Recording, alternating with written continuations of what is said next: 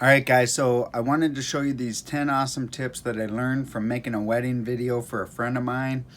And the video turned out awesome in the end, but it was almost as if I underestimated it a lot because once I had the 220 some odd photos and videos and the 12 to 15 songs I was going to try to interwork into this thing, I felt overwhelmed. And I was like, holy cats, am I going to be able to pull something off that's good? Well, it did turn out really good, and I was really proud of it. And I want to show you the 10 things that I learned from it that I think would be valuable to share. Check it out. Alright guys, so I just wanted to show you how complex this video ended up being. This wedding video with these hundreds of files. So if I just scroll through here, you can see how many files I was dealing with, and this thing ended up being almost 35 minutes long, right? Alright, tip number one. The first big mistake that I made was clicking and dragging all my files into the project media right here. The better option for me was to create an event. So if I click Control on iMovie library here and I click new event, it starts off with just a date, and that's fine. I can leave it as that, hit enter. Right now when I drag files into this, I'll just drag some of these right onto that date. It's going to drag them right into here, and this is from a previous videos that I did, right? Just some screenshots or whatever they might be. But now when I bring them on to my timeline from here, it also puts it into my project. So now I know from the list which ones are actually on my timeline and in my project. Whereas if I drag them all into my project right away, I don't know which ones are actually on the timeline. Alright, that's tip number one. Use an event to organize your footage. And then what's crazy, here's something you're going to want to know about. If I delete this event and I control click it and I click delete, it's going to say all of the files are going to be deleted from this, right? And I'm going to click continue because it's going to delete them.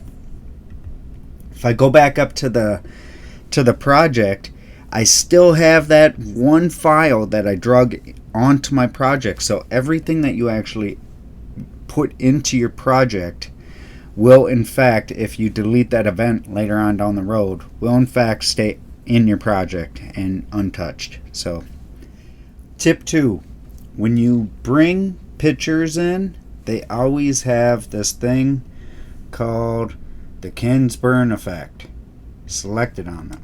If you just, and that's this, it's sliding across like that.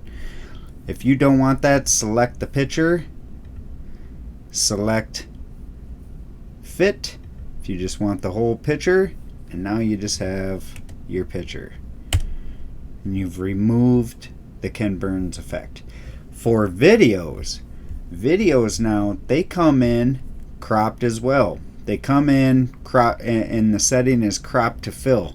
So if you look at, I'm cutting off half of the screen from my video that I recorded. So now let's just go in here, let's click fit, and now you see the whole video and my whole screen. Alright, tip number three, clip splitting.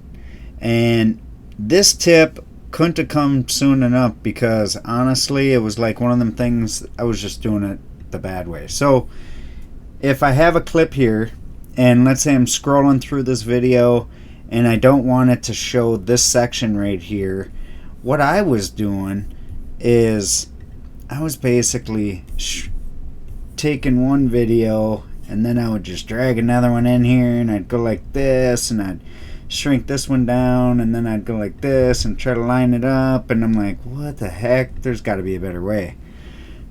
Yeah, there's definitely a better way. So let me just show you. You can literally click on your clip where you want the split to be. You can either hold down Command B to split the clip, or you can hold Control key and click on it and hit split clip, and that'll do it. Otherwise, you can click on the clip, go up to modify split clip, and at that point then I can move it and adjust it the way I want it. Tip number 4, cool effects from these basically these titles. So if we click on titles and we scroll down, you see all these kind of cool effects right here. I'm gonna drag this onto my screen, and basically all I'm gonna do is I'm gonna use the glitter, but I'm gonna get rid of the text. Oh, alright. Get rid of all the text in there, and I'm literally just going to use this title to give me the glitter. Ha! That's pretty slick, and you can do it with all these, right? That title, as you saw on that wedding video, you can use these different effects. Pretty cool. Alright, tip number 5, getting creative with backgrounds. Backgrounds can really help you out if you want to get creative with them. So if we start looking at some of these, you got like curtain and organic and blobs and water and all this different stuff. Well, what you can do is you can actually combine a couple. So let's say I want to take this guy, and let's just see what this one looks like. Alright, it's kind of doing something. And then let's say I want to add in a Ken Burns effect to it. So maybe I want it to zoom in from start to there. And then maybe I want to use an underwater on top of it. Double click this underwater, come up here and maybe change the opacity so we can kind of see it through there, and then see what that looks like. Right, and that gives us some different flexibility once you start playing with these backgrounds and overlapping them and doing different things with them. Tip number 6. This one kind of bit me a little bit. Depending on the device that you're playing your video back on.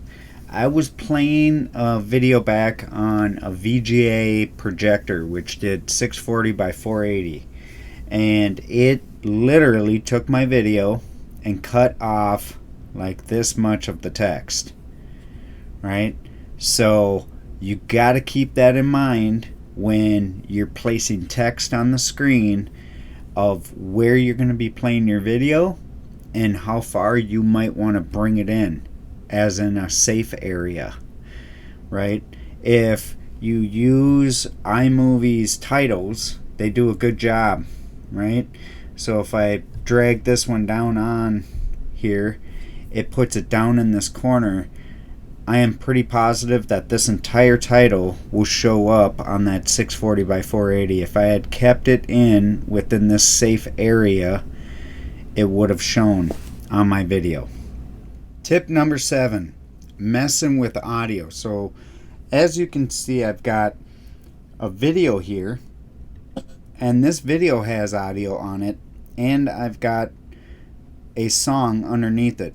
So what I wanted in this situation was I wanted to be able to have the video be heard as well as a muted song. So here's what it sounds like. You think that's the best broom? Nope. And as you can see, the music fades down. You can hear the audio from the main video. How I was able to lower that audio on the song, I hold down the Option key, and I'm just going to do it over here. I click on the audio, I hold down the Option key, you're going to see a little plus. It says Adjust Volume. I click that, I click another one, and now I can start dragging those guys. right? I just click and drag, and I can add more, and I can keep messing around. And let's say I don't even want this video clip's audio. I can just click on this, and I control click on the video clip, and I click detach audio, and what that'll do is it'll drop the audio down below, and I can literally click on that and just hit delete, and now it's gone. Or what I could have done is just grab the audio bar right here and just brought it all the way to 0. Alright, tip number 8. So you're essentially left with 2 layers within iMovie. So if I drag this guy down, and I want this to be on the screen, and then I want to have a picture-in-picture video on there, and I want this clip to be on top of it in a picture-in-picture. If I wanted this one to be on top of this, I can't. It has to go, there's only 2 layers. So what you have to do is basically, I'm going to undo that, and then I'm going to click on this. So basically click on that, and I'm going to click picture-in-picture, and I can move this around, and let's say I want this over here. So what I would do is export the video,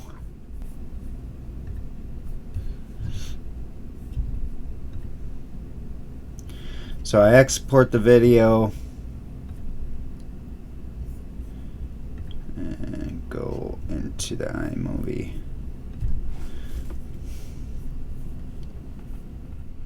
Alright, so what we're going to do then, now that we've exported that video, we're going to bring that video back in. Right, I'm going to delete everything from the timeline. I'm going to go grab that video. I'm going to drag it back in, and it's directly on my timeline. If I see, I got the video right there, and now I can drag this guy on top of there, click on it, drop down menu for picture-in-picture, and now I've got the 2 different layers that I wanted. Tip number 9, zooming in on pictures. So let's say I drag this picture or a video, right? So let's say I take this picture. It's already got the Ken Burns effect happening to it. So we're just going to literally use this to do our zoom. So I'm going to start out, and I'm going to, have it start out. I'm going to click on the end. I'm going to move this over to the center, and I'm going to shrink this guy in.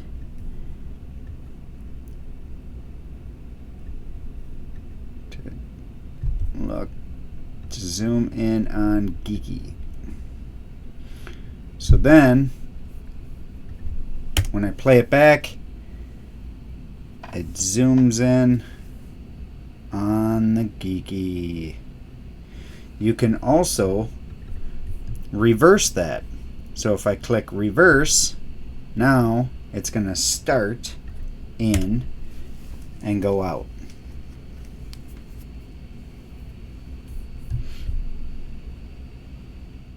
Tip number 10, slow motion. I'm going to drag this video clip onto the timeline, and if I want it to speed up or slow down, I can do it in a couple different ways. I can control click on this video, and I can do show speed editor. Otherwise, I can do this little icon up here for speed. Click on there, and they have some already preset kind of different things. If I click slow down, then as you can see, it makes the video longer, but it also enables the speed editor, so I can drag this little icon right here to slow it down even more or speed it up. And once I get to fast, as you can see, it's now a hare versus a turtle, right? The little icon. Now I'm speeding the video up by dragging it down, or I'm slowing it down by going like this. So now when I play it back, it's super slow.